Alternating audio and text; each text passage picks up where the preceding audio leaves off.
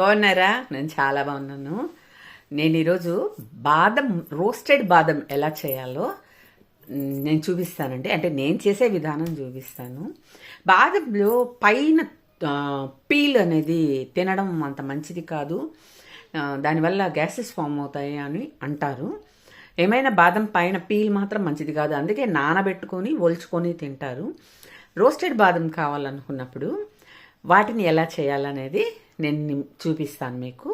నేను ఎప్పుడు బాదం అలాగే రోస్ట్ చేస్తానండి. చేసి దాంట్లో కాజుదాలు అవన్నీ కూడా రోస్ట్ చేసి పౌడర్ చేస్తాను. దాన్ని పాలల్లో కలిపి పిల్లలకి ఇస్తాను. ఒకవేళ వాళ్ళు కానీ పౌడర్ వద్దంటే అవి ఉత్తవే తినేస్తారండి. అలా చేస్తానన్నమాట. అన్ని రకాల నట్స్ కలిపి అలా రోస్ట్ చేసి పెడతాను నేను ఇంట్లో.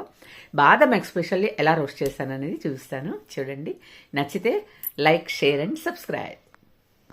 ముందు బాదంని వేడిగా నీళ్లు తెరలపెట్టి దానిలో వేసేసేయాలండి. నీళ్ళలో వేసేసేయాలి. ఒకే ఒక నిమిషం ఉంచి మళ్ళీ వెంటనే ఫిల్టర్ చేసేసారంటే మీరు ఇలా ఒలుచుకున్నప్పుడు నీట్గా పైన పీల్ వచ్చేస్తుందండి. నేను అలాగే వేడి నీళ్ళల్లో వేసి వాటిని ఫిల్టర్ చేసి వెంటనే నీళ్లు తీసేసి ఇలా ఒలిచానండి. ఒలిచినప్పుడు ఇలా ఈజీగా పొట్టు లేచి వచ్చేస్తుంది. అలా అన్నీ ఒలుచుకోవాలండి. ఇలా నేను ఒలుచుకున్నాను చూడండి. నేను ఇలా ఒలుచుకుంటాను. అవన్నీ ఒలిచేసిన తర్వాత కాసేపు ఆరబెట్టాలి. ఒక 15 నిమిషాలు, ఒక అరగంట ఆరబెట్టుకుంటే చాలండి. అంటే అది నీళ్ళల్లో వేస్తాం కదా, ఆ తడిపోయే వరకు అంతే. ఇదిగోండి, ఇలా ఒక 15 నిమిషాలు లేదా ఒక హాఫ్ అన్ అవర్ అట్లా గాలికి పెట్టేసేయండి చాలు. ఎండలో ఏం పెట్టబడలేదు. ఆ తర్వాత స్టవ్లో ఒక మందమైనటువంటి బాణలి పెట్టుకొని స్విమ్లో మాత్రమే, అంటే లో మీడియం ఫ్లేమ్లో మాత్రమే వేపాలండి. అవి మెల్లగా రోస్ట్ అవ్వాలి. లేదంటే పైన మాడిపోతుంది, లోపల పచ్చిగా ఉంటుంది. నచ్చిందా?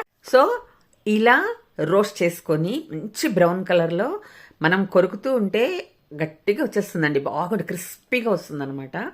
దాన్ని మీరు కావాలనుకుంటే బాదం పౌడర్ చేసుకొని పాలలో వాడుకోవచ్చు చిన్నపిల్లలకైతే. లేదనుకుంటే దాన్ని అలాగే కొద్దిగా పెప్పర్ పౌడరు, కొద్దిగా సాల్ట్ వేసి కలిపేసి బాగా షేక్ చేసేసి ఒక ఎయిర్ టైట్ కంటైనర్లో ఏదైనా గట్టిగా మూత పెట్టేసుకున్నారంటే మీకు కావలసినప్పుడు రోజు ఒక 4-5 అట్లా చిన్న బాక్సులు వేసుకొని ఆఫీసులకు వెళ్ళేవాళ్ళు, బయటకు వెళ్ళేవాళ్ళు దానిలో కూడా వేసుకెళ్ళి మీరు ఫ్రీ టైంలో ఒక స్నాక్ లాగా వాడుకోవచ్చు. బాదం వల్ల ఉండే బెనిఫిట్స్ మీకు తెలుసు. ఆరోగ్యానికి కూడా చాలా మంచిదండి. ఇలాగే నేను బాదం చేస్తాను.